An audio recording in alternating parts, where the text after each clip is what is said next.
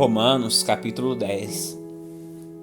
Irmãos, o desejo de meu coração e minha oração a Deus é que o povo de Israel seja salvo. Sei da dedicação deles por Deus, mas é entusiasmo sem entendimento, pois não entendendo a maneira como Deus declara as pessoas justas diante dele, apegam-se ao seu notório modo de se tornar justos, tentando seguir a lei, e recusam a maneira de Deus, pois Cristo é o propósito para o qual a lei foi dada. Como resultado, todo que nele crê é declarado justo. Moisés escreve que o modo pelo qual a lei torna alguém justo exige obediência a todos os seus mandamentos, mas o modo pelo qual a fé torna alguém justo diz: não diga em seu coração: quem subirá ao céu para trazer Cristo para a terra? E não diga: quem descerá ao lugar dos mortos para trazer Cristo de volta à vida?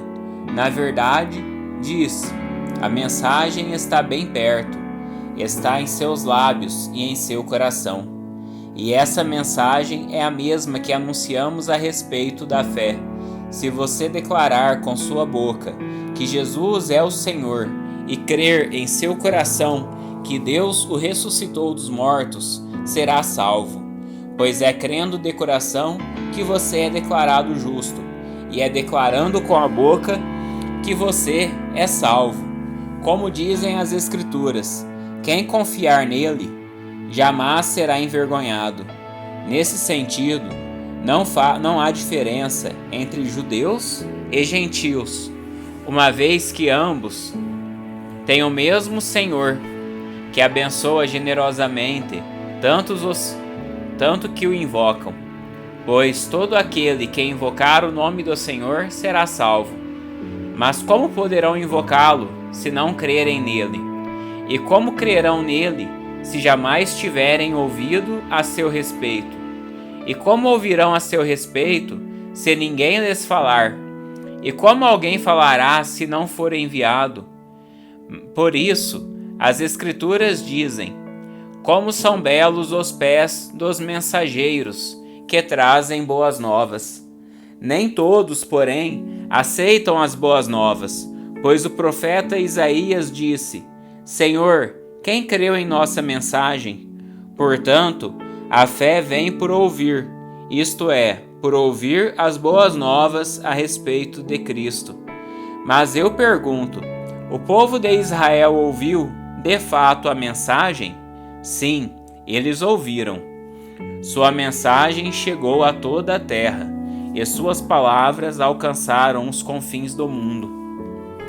Volto a perguntar: será que o povo de Israel entendeu?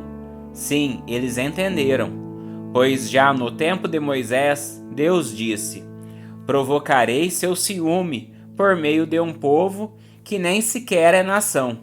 Provocarei sua ira por meio de gentios insensatos. E mais tarde, Isaías se pronunciou com ousadia: fui encontrado por aqueles que não me procuravam, revelei-me àqueles que não perguntavam por mim. A respeito de Israel, porém, diz: o dia todo abri meus braços para eles, mas foram desobedientes e rebeldes. Romanos capítulo 11. A misericórdia de Deus para com Israel. Então pergunto: Deus rejeitou o seu povo, a nação de Israel? Claro que não. Eu mesmo sou israelita, descendente de Abraão e membro da tribo de Benjamim. Não, Deus não rejeitou o seu povo, que conheceu de antemão. Vocês sabem o que as Escrituras dizem a esse respeito. O profeta Elias se queixou a Deus sobre o povo de Israel, dizendo: Senhor, eles mataram teus profetas e derrubaram teus altares. Sou o único que restou, e agora também procuram me matar. E vocês se lembram da resposta de Deus? Ele disse: ainda tenho outros 7.000 que jamais se prostraram diante de Baal. O mesmo acontece hoje, pois uns poucos do povo de Israel permaneceram fiéis, escolhidos pela graça de Deus.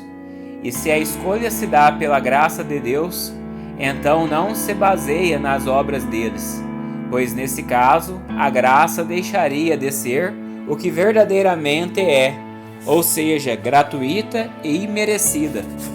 Portanto, a situação é esta: a maioria do povo de Israel não encontrou o que tanto buscava, mas uns poucos, aqueles que Deus havia escolhido, encontraram, enquanto o coração dos demais foi endurecido, como dizem as Escrituras. Deus os fez cair em sono profundo. Até hoje, fechou-lhes os olhos para que não vejam, e tapou-lhes os ouvidos para que não ouçam. Da mesma forma, Davi disse: que sua mesa farta se transforme em laço, em armadilha que os faça pensar que tudo vai bem, que seus privilégios os façam tropeçar, e que recebam o que merecem, que seus olhos se escureçam para que não vejam, e que suas costas fiquem encurvadas para sempre. Acaso o povo de Deus tropeçou e caiu sem possibilidade de se levantar? Claro que não. Foram desobedientes e por isso Deus tornou a salvação acessível aos gentios, para que seu próprio povo sentisse ciúme. Se os gentios foram enriquecidos porque os israelitas fracassaram em rejeitar a salvação que Deus lhes oferece, imaginem como será maior a bênção para o mundo quando Israel for plenamente restaurado. Dirijo-me especialmente a vocês, gentios, e uma vez que fui designado apóstolos aos gentios, enfatizo isso, porque desejo que, de algum modo, o povo de Israel sinta ciúme, e assim eu possa levar alguns deles à salvação. Pois se a rejeição deles possibilitou que o resto do mundo se reconciliasse com Deus, a aceitação será ainda mais maravilhosa, será a vida para os que estavam mortos. Se a parte da massa entregue como oferta é santa, então toda ela é santa. E se as raízes da árvore são santas, os ramos também o serão.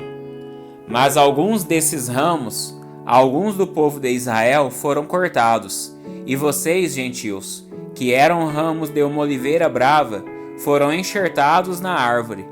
Agora, portanto, participam do alimento nutritivo que vem da raiz da oliveira, especial de Deus.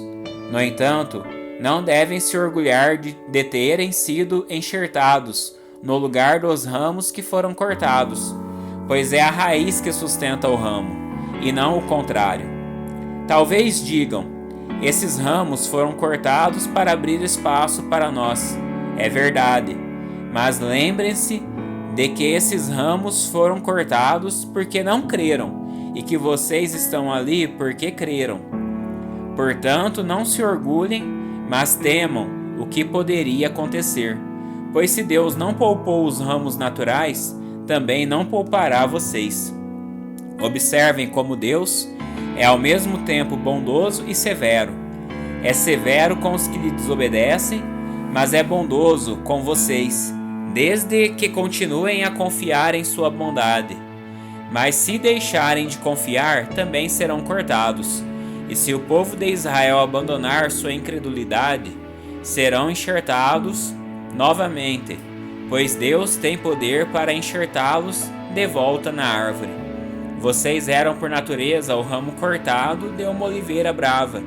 Portanto, se Deus se mostrou disposto a fazer algo contrário à natureza, ao enxertá-los em sua árvore cultivada, estará ainda mais disposto a enxertar os ramos naturais de volta, na árvore da qual eles fazem parte.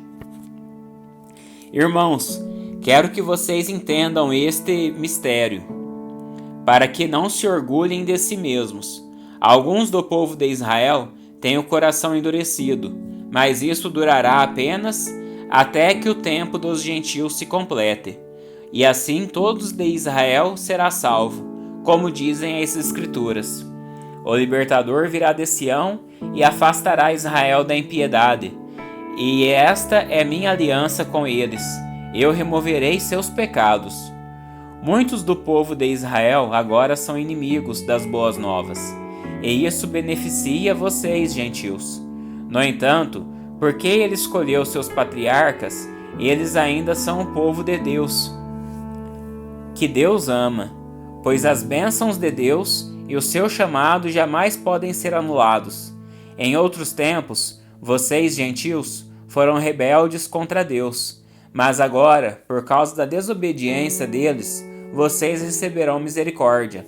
Agora eles são rebeldes, e Deus foi misericordioso com vocês, para que eles também participem da misericórdia dele. Pois Deus colocou a todos debaixo da desobediência, para que de todos tivessem misericórdia. Como são grandes as riquezas, a sabedoria e o conhecimento de Deus! É impossível entendermos suas decisões e seus caminhos. Pois quem conhece os pensamentos do Senhor? Quem sabe o suficiente para aconselhá-lo?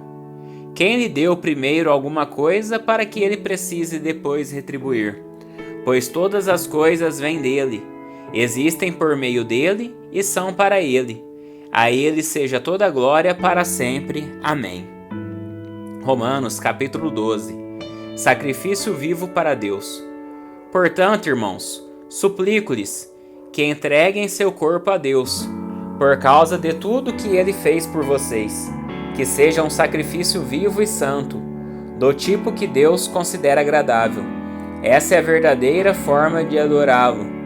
Não imitem o comportamento e os costumes deste mundo, mas deixem que Deus os transforme por meio de uma mudança em seu modo de pensar, a fim de que experimentem a boa, agradável e perfeita vontade de Deus para vocês. Com base na graça que recebi, dou a cada um de vocês a seguinte advertência: não se considerem melhores do que realmente são. Antes, sejam honestos em sua autoavaliação, medindo-se de acordo com a fé que Deus nos deu. Da mesma forma que nosso corpo tem vários membros, e cada membro uma função específica, assim é também com o corpo de Cristo. Somos membros diferentes no mesmo corpo, e todos pertencemos uns aos outros. Deus, em sua graça, nos concedeu diferentes dons.